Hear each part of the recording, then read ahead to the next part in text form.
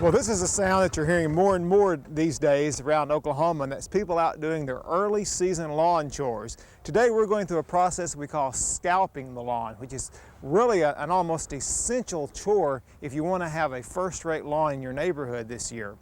And of course, any lawn chore is made easier by good equipment, and we're really appreciative of Oklahoma Turf and Irrigation in Tulsa for furnishing us a Toro mower to use here on Oklahoma Gardening. Now, when we scalp the lawn, actually what we're doing, of course, is taking down this old dead residue from last year's growth that was left over as low as we possibly can. The advantages of scalping is to take off this residue so that we can thin the turf out a little bit and thereby allow more air, water, and a better environment growing conditions for this new grass as it begins to grow. And you're going to find if you take this old turf off, your grass is going to green up much more rapidly and you'll have a nicer, smoother early season lawn. And I also want to emphasize, of course, this is on Bermuda grass because this is the type of grass that's growing throughout most of Oklahoma, and this is the grass you want to do the scalping on.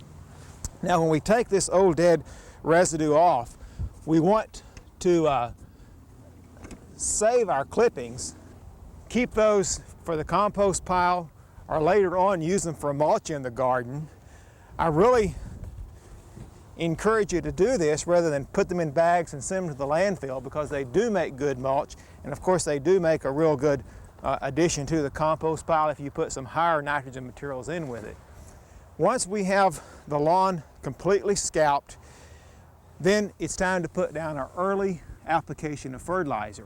Now, we've already put down our pre-emergence weed control for crabgrass out here. That should have gone on a couple of weeks ago throughout most of Oklahoma. So we've had this on long enough for it to be watered in and rained in, so we've got a good supply of that already in the soil, and we shouldn't have any crabgrass problems out here. Then when we put our fertilizer application down, you're going to find that you've got several choices of fertilizers to use out in your lawn and on your turf area. One of the choices that you may be seeing a lot of are the commercial fertilizers that have been formulated specifically for turf or for lawn. Now, this particular one here is a 31310. That first number is the nitrogen percentage within that bag of fertilizer. And this is really a pretty high nitrogen fertilizer to use this early in the season on Bermuda grass lawns. What you want is a fertilizer now that's much higher in phosphorus, like a 1:1 or a 1:1:1 ratio, where that middle number, which is the phosphorus number, is pretty high. And that's the one we're going to be using, of course, on the lawn today. But these higher nitrogen fertilizers you'll want to use later in the season to get more nitrogen for growth on the top of your lawn. This is one fertilizer you may want to use now in your cool season grasses, like our fescue that we have out here at the studio. We've been using this on that. If you've got fescue or bluegrass, you may want to use it. But for this early season lawn care, let's use a more complete fertilizer.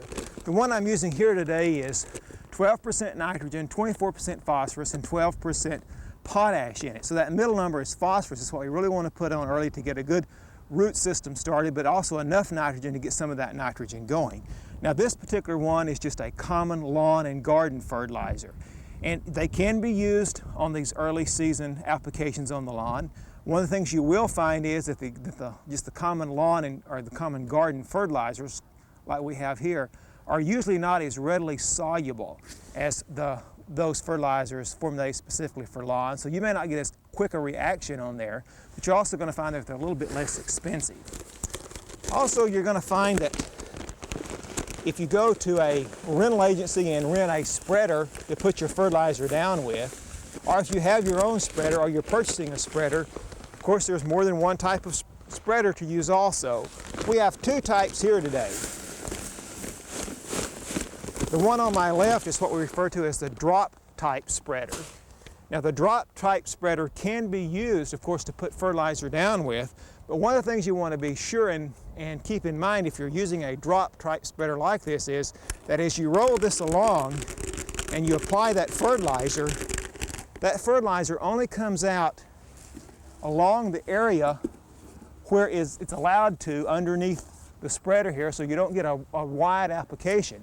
That means then that when you go down and make one pass over your lawn and you come back and make another pass, you want to be sure and overlap these strips so that you get an even distribution of fertilizer. This is particularly important later in the season when you're using the high nitrogen fertilizers, because if you don't overlap those strips, what you'll find is you can see the real dark green where you made one strip of fertilizer and maybe a light green in your grass where you may have missed it.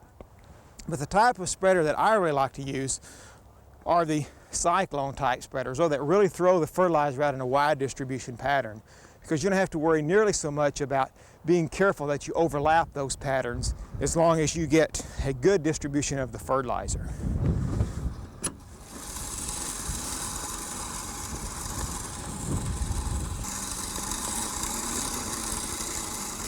Well, doing this early season scalping may be a real disagreeable chore to many of us, but it certainly pays off in the long run on the health and general appearance of your lawn.